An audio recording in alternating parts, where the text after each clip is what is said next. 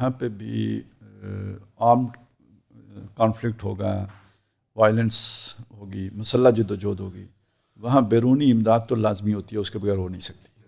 ٹھیک ہے، تو جب کسی کے اوپر بیرونی امداد کی ٹیگ لگ جاتا ہے نا، تو پھر اندرونی طور پر اس کو حمایت اور مدد ملنا بند ہو جاتی ہے.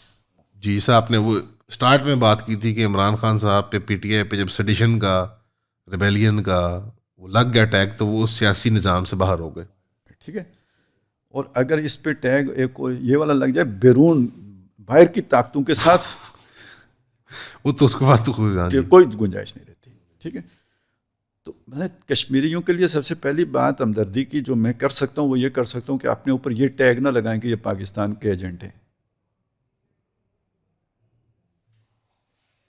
ایک مصلحت کے طور یا پر پاکستان کی جو ہے نا وہ پراکسی ہیں.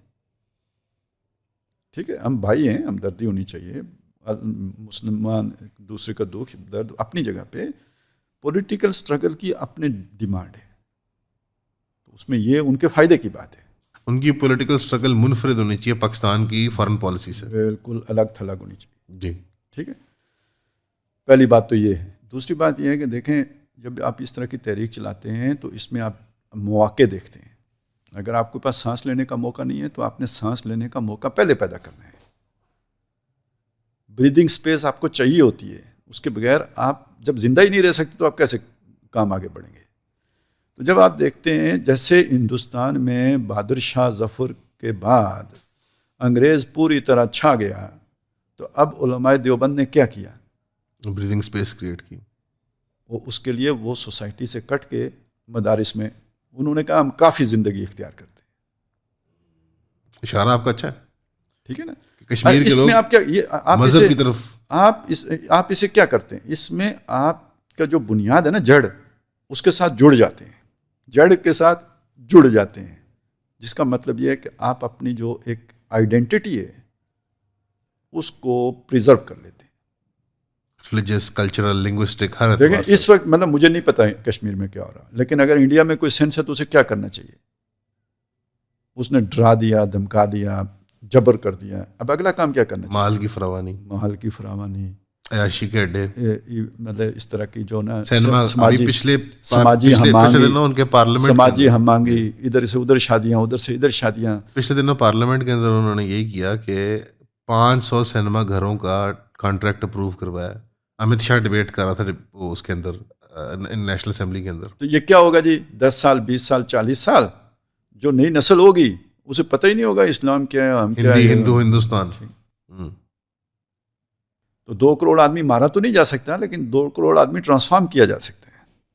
وہ یہ کرے گا. تو آپ کی کاؤنٹر اسٹریٹجی کیا ہونی چاہیے؟ اپنا ایمان بچاؤ، دین بچاؤ، کلچر بچاؤ، تہذیب بچاؤ. تو اس کے لیے وہ کافی انداز اختیار کرنا پڑے گا. اور قرآن مجید ہے آپ کے پاس، اس کے ساتھ جڑیں. یہی تو اللہ نے کہا نا، بچنے کے لیے اللہ کی رسی پکڑ لو. وَاعْتَصِمُوا بِحَبْلِ اللَّهِ جَمِيعًا. اعتصام اصل میں کہتے ہیں بچاؤ کی خاطر. تو آپ کی اصل طاقت، آپ کی جو جیسے ہوتی ہے نا چٹان جس کا سہارا لے کے آپ کھڑے ہوتے ہیں، وہ قرآن ہے. تو وہ اصحاب الرقیم، وہ جو آتے ہیں نا، اصحاب الکاف والرقیم. تو رقیم مرقوم کی ہوئی چیز کو بھی کہتے ہیں نا، یعنی لکھی ہوئی کتاب جو ہے وہ بھی رقیم ہے. تو کتاب کے ساتھ جڑ جانا ہے اور یہ وقت گزاریں. اور یہ وقت زیادہ نہیں ہے، 4-5 سال ہی ہے. یہ جو جبر کا دور ہے نا، یہ 4-5 سال ہی ہے. یہ طوفان جو اس طرح کے ہوتے ہیں نا، یہ کسی ایک جگہ رکتے نہیں ہیں، یہ کسی نہ کسی کو ٹکر مارتے ہیں، پھر کوئی منہ توڑ دیتا ہے. اور میں یہ سمجھ رہا ہوں کہ انڈیا ڈیسپریٹ ہو رہا ہے. جی ہو رہا ہے. اور وہ اس وجہ سے بھی کہ الیکشن کے اندر بھی گڑبڑیں ہیں، اور یہ بھی کہ اصل میں وہ جو منصوبہ چل رہا تھا جس میں پاکستان نے ابھی تک گھٹنوں پہ آ چکا ہونا تھا، وہ نہیں ہوا. نرم چارہ بن کے پیش ہونا تھا. جی وہ نہیں ہو سکا. تو وہاں پہ ڈیسپریشن بہت زیادہ ہے.